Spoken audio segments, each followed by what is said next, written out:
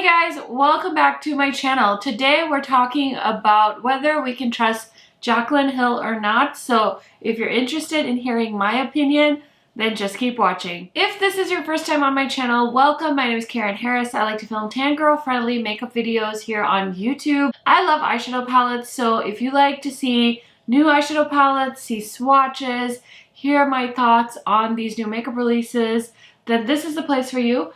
Highly recommend subscribing, turning on the bell so you're notified every time I post. And without further blabbering, let's get into it. Okay, so today I thought it would be really fun to try out the Jaclyn Hill Morphe palette. So I do have her original palette, and we'll talk about all of the things I bought from her. But I did pick this one up, the Divine Neutrals. This is her latest palette with Morphe. And of course, in true KARENHARRIS style, I never used this. I haven't swatched it. I have no thoughts about this palette, but I figured this would be the perfect opportunity to talk about Jaclyn Hill, how we all feel about her, swatch this palette, do a little makeup, see if this neutral palette is worth picking up. I actually don't even know if this is available anymore. I bought this on Ulta's website, but I want to try it out and see because it's an affordable palette and it's a neutral palette, and I know a lot of you are always looking for neutral options when it comes to eyeshadow. So let's stop talking and let's start swatching. Okay, so here are the swatches of the palette. I will say they swatch kind of like any ordinary palette. I wasn't completely blown away by the swatches. So we have 6 mattes, and the matte shades are Chic Happens, Just Barely, Good Vibes, Boo Bear, Booked, and Cinnamon Roll. And then the metallics are All Luxe, Birthday Suit, Dripping, Risque Business, Striptease, and Exposed. So I am very curious to see how this actually performs on my eyelids, because when it comes to neutrals, there's a lot of neutral options that are really good. So if you do a neutral palette, you really have to make sure you're killing it when it comes to the formula, because there's so many options out there. Anyway, I really like the shades she chose. I like that she did like a gradient. I'm not going to judge this palette right off the bat by the swatches. I'm not blown away just yet. So I'm going to go into the shade Good Vibes, which is the neutral shade kind of in the middle here. And I'm going to use this all over my crease. And let's start there. I feel like I haven't used a Morphe palette in quite some time, and I thought it would be so fun to use this palette and have this discussion, because recently Jaclyn announced that she's launching a complexion product through her line, Jaclyn Hill Cosmetics. So it was very interesting because she's launching like a tinted foundation and a concealer, and I was genuinely curious because I feel like when it comes to complexion, she doesn't mess around. She always has perfect makeup. So I'm always intrigued by, whatever she puts out. So anyway, I asked on my community tab if I should consider picking it up. And I feel like there were a few people that said yes, but an overwhelming majority of people said absolutely not, that you did trust her and that you were still upset with her about Lipstick Gate and all of the things. And I just thought this would be a fun topic because I've been on YouTube a long time, but before I started making YouTube videos, I started by watching YouTube videos, and Jaclyn Hill is definitely a lot of people's first beauty YouTuber that they were watching. I was genuinely obsessed with her. I loved watching her videos, and she just had the best product recommendations, the best hauls.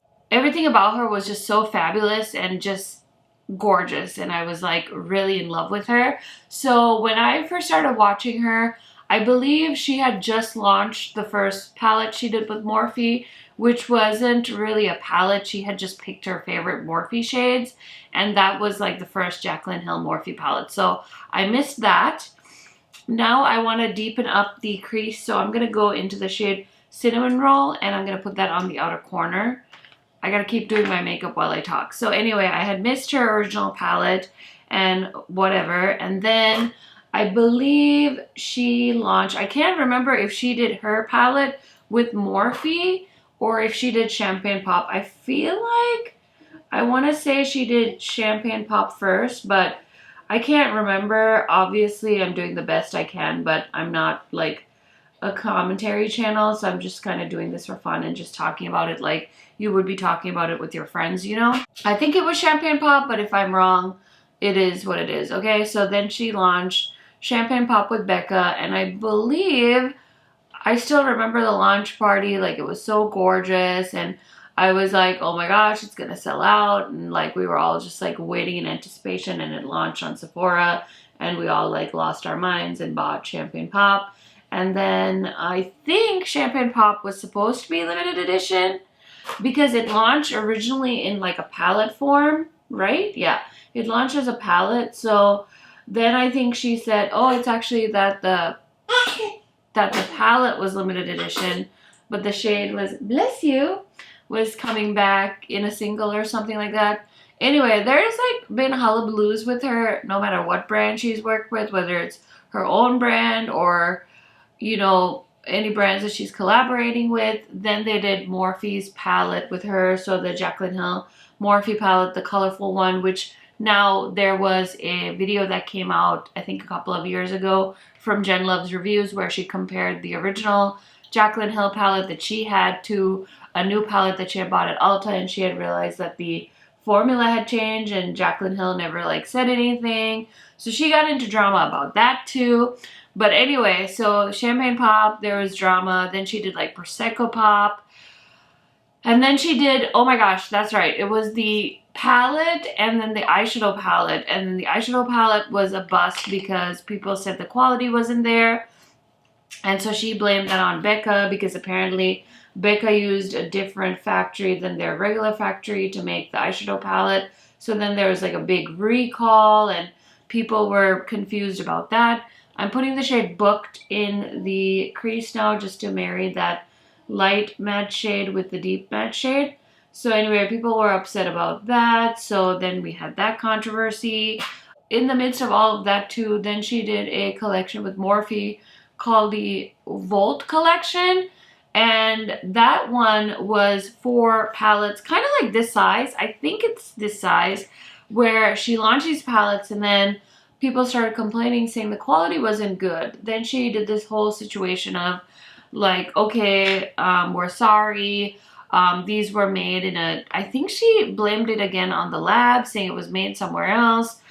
La-di-da-di-da. So the Volts were a bust and you could return them. I actually had the crappy quality ones too. So I was very disappointed because I genuinely like the quality of my original Jaclyn Hill Morphe palette. So after the whole Morphe situation the second time around, I was very kind of turned off by her because she always had an excuse with something. In the meantime, do you guys also remember that Marlena made that video where she like exposed the YouTube beauty community and said without saying names that she had worked on a palette with the influencer and the influencer had pulled out? And so then she was stuck with all these palettes and oh my gosh, the list of controversies are endless. So then all of these were just like her collaborations with brands, nothing with her line. Okay, so for lid shade, I have so many options. I kind of want to use the shade Birthday Suit because it's like a really pretty true gold. So I'm going to grab a flat brush and put that on.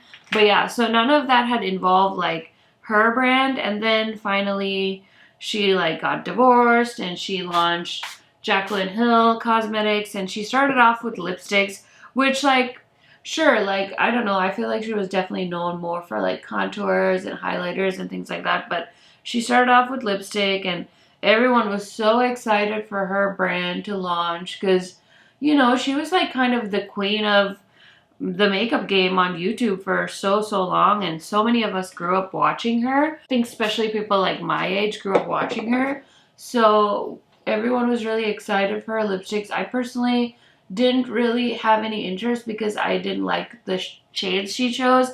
I thought there were a lot of like pinky nudes, so I wasn't really interested. So then the lipsticks came out, and then all of a sudden people started saying that they were finding like mold in the lipsticks. They were finding like little bits of fuzz on the lipsticks and all of the things. And so it all just went south. People were making videos, and I think the problem was that the situation was just handled so badly, and I get it. It was her first, you know, venture into her own cosmetics line, but you shouldn't be in business if you don't know how to handle stuff like this. When something like this happens, when there's a controversy, that's when you like invest in hiring a PR person, because if you don't have the know-how of how to handle something like this happening, then you should at least hire somebody that does, so that your butt is covered. So of course she didn't have somebody. I'm going to take this Kaleidos brush and go into the shade All Luxe, which is the lightest champagne shade, and I'm just going to use that as a brow bone highlighter. So she just really kind of crashed and burned with her new line because she didn't have proper people to handle it. She was saying how it was her family, it was a lab, she quality tested stuff. She doesn't know how, you know, all this weird fluff got into the lipsticks, and like every excuse you could possibly come up with, and handled it really badly. Turned off all her social media and went away. So then I think she was gone. Was she gone for a year? It felt like a year, where she was gone off of YouTube, and you know, everybody moved on with their lives. And then she came back and she launched, was it highlighters? She did her highlighter collection. So the highlighters were okay, but I mean, over time with all of her new launches, there's always been something. I remember one of the recent things she launched was like her bronzers, and they were limited edition, and people were so upset because the shades were kind of not that exciting. Like the shade range wasn't exciting, and it was limited edition, and people were complaining about that. I'm trying to think of what other things have happened with her brand, but it just always feels like there's something going on. Anyway, over the last few years, I have bought a few things from her brand. I know she's carried at Ulta, so I feel like it's a little bit better because you can't really muck around if you're being sold at Ulta, right? Because that's not the same as like an indie situation, and like Ulta would be responsible if something were to happen to people. Like if Lipstick Gate happened and Ulta was carrying the lipsticks, I feel like it would have been a lot worse. Like Ulta would have definitely got sued. I've also heard that Morphe owns her brand or is like an investor in the brand. I've also heard that Jaclyn owns parts of Morphe. Like there's so many stories. I have no idea. I honestly don't really look into this stuff that much. It's just stuff that, you know, I hear from drama channels or commentary channels, and I'm like, oh, okay, that would make sense. That would make sense. Like just different things like that. So I don't actually know. This is just my speculation, allegedly, but she's just always been in some shit. You know, it's like always something with her brand, always something going wrong. It's never her fault. It's always somebody else's fault, which is like whatever, you know, you got to do what you got to do to save face. So you got to throw whoever you need to under the bus to save your company. Totally understandable, but it's always something with her. So when she started talking about this complexion line, I was really kind of interested and curious, but just seeing you guys' reaction on my community tab post, like the amount of people that are still upset with her, it really got me thinking, like, what are my thoughts on Jaclyn? Because it is really quite unethical, the things she's done, and I don't know if she should be getting a pass. I feel like I'm definitely one of those people. Like, I'm very chill, go with the flow. I try really hard to give people the benefit of the doubt. So to me, I don't feel like she's done anything like to the point where I'm gonna say like, I'm never gonna buy from Jaclyn Hill. But I definitely understand the people that are frustrated with that. So I already have bronzer on. I use the Rare Beauty bronzing stick, and then I use my Samantha March bronzer over it just to look really bronze. And then I do have the Jaclyn Hill blush palette here with me. So I want to use one of the shades here just to kind of complete the theme of today's video, which is like, can we trust Jaclyn Hill? And honestly, I don't know what to say. I feel like people are still very much a part of cancel culture, and you know, if you do something and you hurt people, of course you should be held accountable. And I do really appreciate how, you know, we've held brands and brand owners accountable over the last few years. And, you know, some people that really don't deserve to be in business and don't deserve to have platforms have been bought down. But also, I don't know. It's like, what about forgiving people? What about moving on? Like, are we gonna, as a beauty community, like, hold people accountable to the point where we chase them off, like, the face of the earth? Or is there like a moment of time that people can kind of be canceled and then they're uncanceled? Like, for example, Manny and Laura, like, I never thought they could make a comeback because of stuff that happened, but a lot of people seem to be satisfied with the way they've been handling themselves recently. Like, they just kind of stay in their own lane. They're just each other's best friends. They're not like too much in the drama. They don't insert themselves into drama, which I don't know if you guys have listened to Manny and Laura's podcast.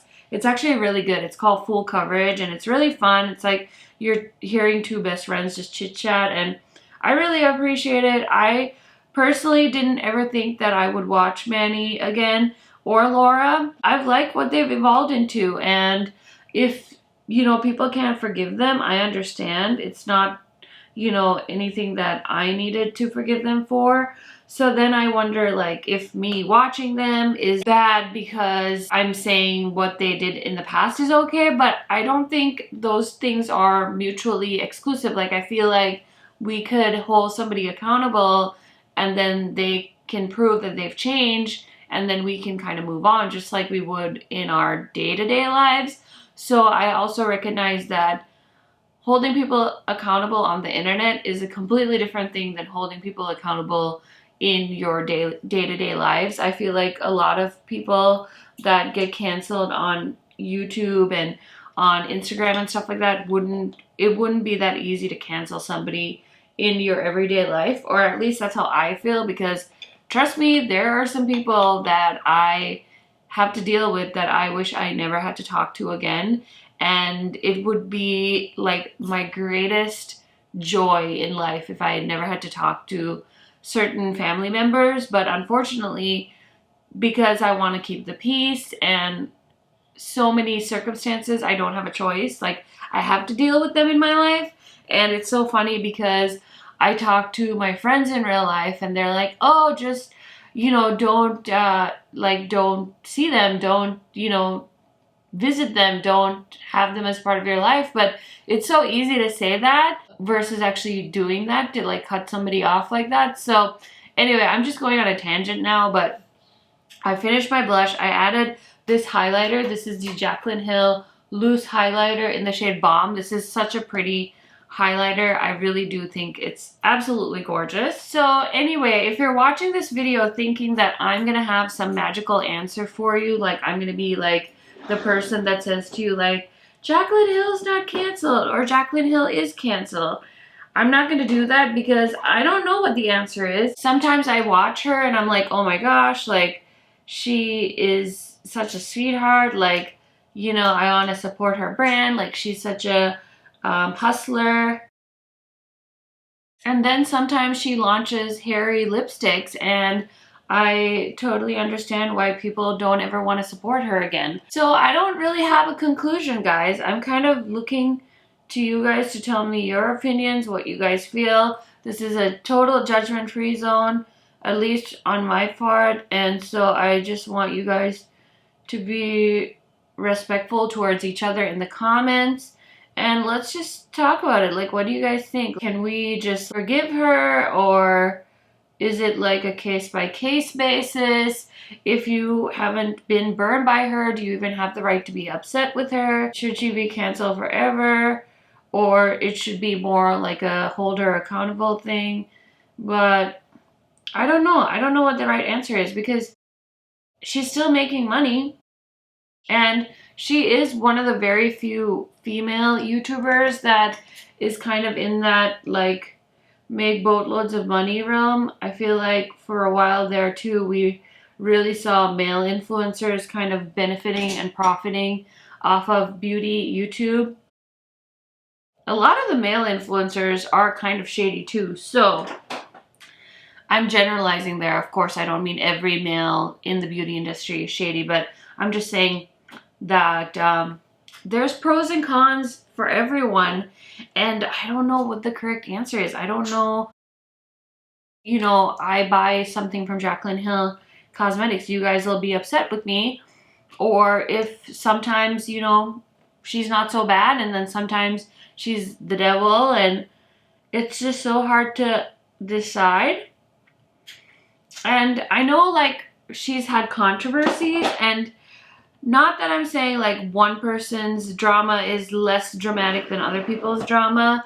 So I don't know if that's how some people justify supporting her still, because it's like, well, she wasn't like racist, she wasn't, you know, XYZ thing, or she wasn't a sexual predator on the internet, James Charles. So like, I don't know. Is it just because she didn't do something as bad as Shane Dawson or David Dobrik? Like, is it okay if we buy her makeup, or is the whole lipstick thing so bad that we should hold that against her for the rest of her existence? She shouldn't have a brand, she shouldn't have a platform. Let's be done with her. I'm so curious to hear your guys' thoughts on this, because like I said, I don't know what the right answer is. I didn't come on here to give you guys an answer. I just wanted to have a conversation with my subscribers, because you guys are like my friends, and I'm just curious to know where you guys are at with Jaclyn Hill. Like, for me, obviously I've bought from her and I'm still interested. I don't really feel like because I'm buying from her, I'm saying everything she's done in the past should be forgiven. It's okay. We've all moved on. That's not what I'm saying. But the makeup enthusiast in me is also very curious. So that's kind of where I'm at. I'm going to put some mascara on and I'll be right back to give you guys some of my thoughts on this palette. Okay guys, so here is the final look. I did use a ColourPop lip liner. I forgot to look at the shade name and I already put it back in my drawer and I can't tell the difference. So I'm wearing a ColourPop lip liner, and then for gloss I used the Cherry Gloss from the Glamlite Icy collection. Everything else I already mentioned, and then foundation I have on today is the Huda Beauty Stick Foundation and the NARS Soft Matte Concealer. These are two of my favorite products, and I decided to go back to the Huda Stick Foundation because it's super cold here, and I was using the Lawless one and I loved it, but it's so dry and that foundation is so matte that it was like physically hurting my face. So I decided to switch to the Huda Beauty Stick Foundation because I remember loving that one. So that is all the makeup I have on my face today, other than the makeup I put on while I was talking to you guys. Anyway, as far as this palette goes, I feel like it's definitely one of those like basic Morphe palettes. It's not bad, but it's definitely not something I would say like you need to run out and buy this unless you're on a budget and you really need a neutral palette. In that case, I would say this one is okay. I still feel like ColourPop has some really gorgeous neutral palettes, like their wild. They've got one that's like a wild something palette. Everybody loves their taupe palette. So they've got a bunch of really nice affordable neutrals, as well as Juvia's Place.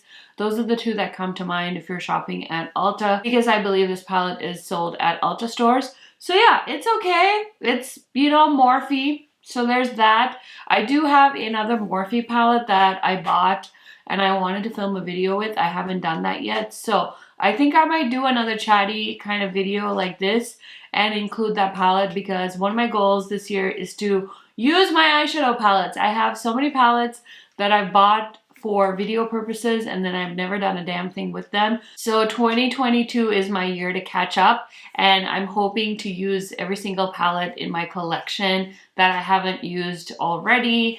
And yeah, we've got a long way to go. It might be mid-May by the time I'm done. We'll see. Anyway, I hope you enjoyed this topic. Let me know what your thoughts are. I'm dying to hear from you guys. I really hope that we keep the comments respectful. I don't do a lot of videos like this because I don't want to deal with like drama in my comment section or on my YouTube channel. This is totally my happy place, but I was very curious to hear what you guys think about this, and if there are any other topics that you think would be fun for us to do in this style of video, let me know down in the comments. You guys know I love getting feedback from you guys. So that is everything for today. I hope you guys are having a wonderful day.